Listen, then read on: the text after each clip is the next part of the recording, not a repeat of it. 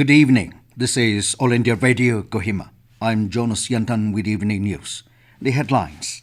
Prime Minister Narendra Modi says Union Budget 2022 laid specific roadmap for development of rural areas, northeast and aspirational districts. Donor Minister Kishan Reddy says there is immense potential for MSME in the northeast. RBI cautions public against using carpooling app sRide.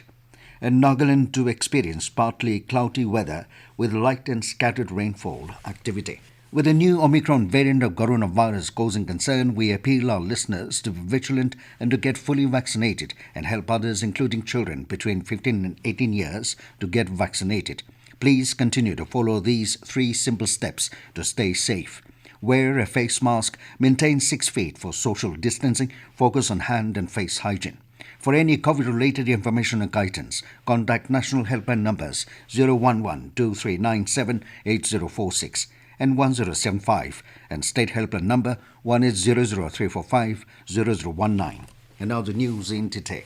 Prime Minister Narendra Modi today said that the Union Budget 2022 has laid a specific roadmap for development of rural areas, the northeast and aspirational districts.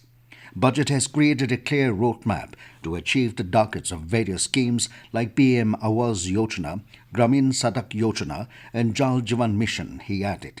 Addressing a webinar on budget announcements in rural development sector, Prime Minister stressed on the need to sketch a new image of rural India by educating the rural population on new age technologies for farmers and new methods of farming. He said digitization of land records and connecting the efforts of demarcation with technology is the need of the hour. Modi asked the state governments to work with a timeline for linking land records and demarcation solutions and modern technology. He said a vibrant village program announced in the budget is very important for the development of the country's border villages. Modi said Nari Shakti is a major pillar of the rural economy and financial inclusion has ensured greater participation of women in households in economic decisions. He said participation of women through self-help groups needs to be further expanded. Talking about a target of 4 crore water connections under Jal Jeevan Mission, the Prime Minister asked the states to enhance the efforts. He also appealed to every state government to be very vigilant about the quality of the pipelines and water that is proposed to be provided.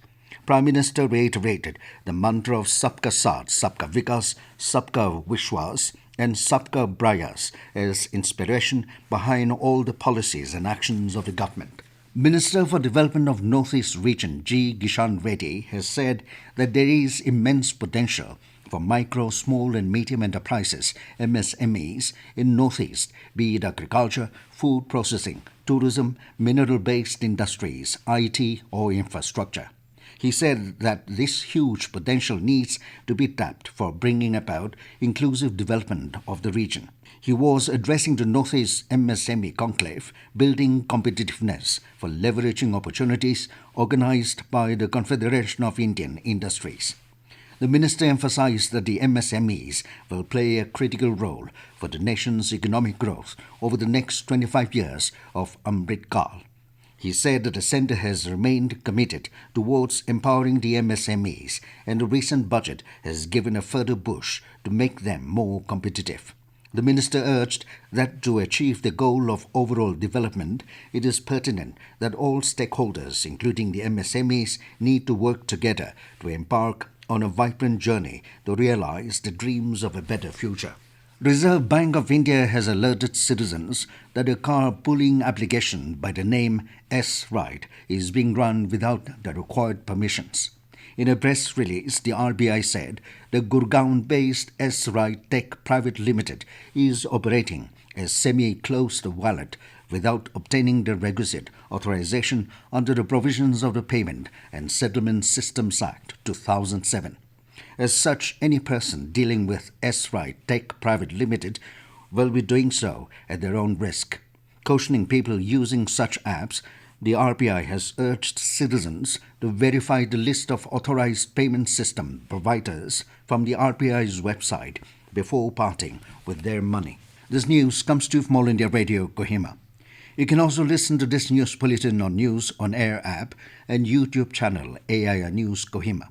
Nagaland will experience partly cloudy weather with light and scattered rainfall activity likely in districts of Moguchung, Kifere, Beren, Twensang and Noklak between 23rd and 26th of February. In a weather update by Nagaland State Disaster Management Authority Home Department, the weather condition in most of the districts will improve from February 27 with temperature expected to increase marginally. Some districts which witnessed snowfall during the past days, such as Kohima, is expected to hit a minimum low temperature of 0 degrees Celsius with a maximum temperature of 12 degrees Celsius. Pek is expected to have a minimum and maximum temperature of 3 degrees Celsius and 19 degrees Celsius respectively. Agunado will have a minimum and maximum temperature of 2 degrees Celsius and 17 degrees Celsius respectively.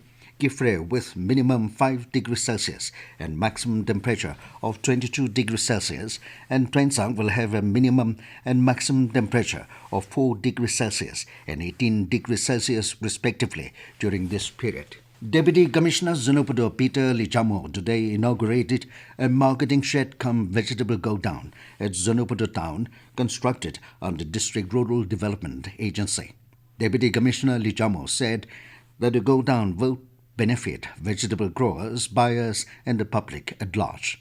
The Deputy Commissioner also urged the Zunupudo Town Council to operate the marketing shed and the vegetable go-down in a proper way so that it serves the needs of the people in the years to come. Additional Deputy Commissioner Denning Frosito Nguri has stressed on the importance of partnering and ensuring education and participation of every child in various activities. He was speaking at a block futsal tournament come Fed Day for sensitization on Bedi Bachao, Bedi Barhao, BPPP yesterday, organized by the Denning Town Western United Club. The event was conducted in collaboration with Denning Block Task Force on BPPP at Denning Town under the theme Save the Girl Child and Educate Her.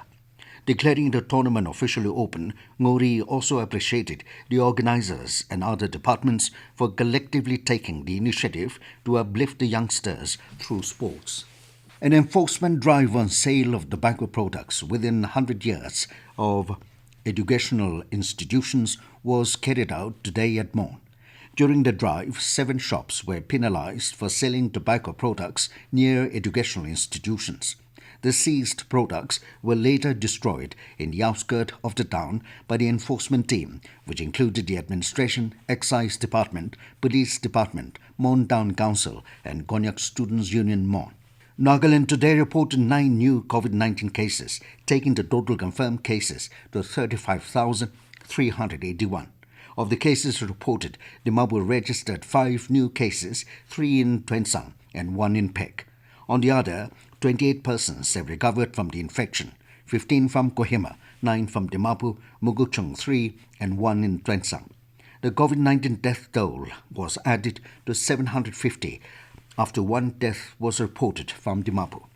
With total recovered cases of 32,965, the state's active cases stand at 185. And now 20 news, here are the main points again. Prime Minister Narendra Modi says Union Budget 2022 laid specific roadmap for development of rural areas, northeast and aspirational districts. Donor Minister G. Kishan Reddy says there is immense potential for MSME in the northeast.